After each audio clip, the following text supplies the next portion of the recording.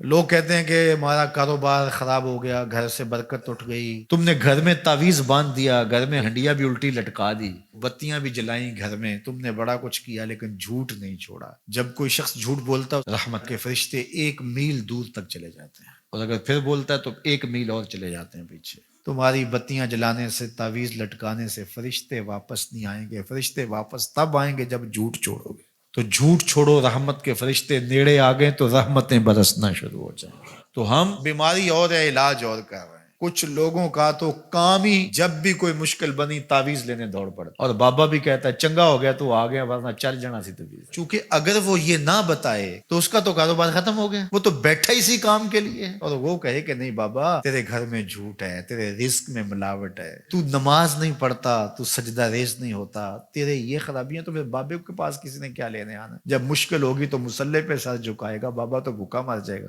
اس لیے بابا کہتا چنگا ہو گیا تم ویلے سر آ گئے، نہیں تو یہ چل جانے تھے، تبھی تو کچھ لینا ہی نہیں تھا۔ پھر مریض بن جائے، ہر اتوار کو بابے کے در پہ حاضری دینی پڑتی ہے۔ چھوڑو بابوں کو، اللہ کی چوکھٹ پہ آ جاؤ۔ 5 گانا نماز شعار زندگی بنا لو، دیکھنا گھر میں برکتیں اتریں گی۔ جھوٹ نہ بولو، فرشتے رحمت کے نیڑے آ جائیں گے۔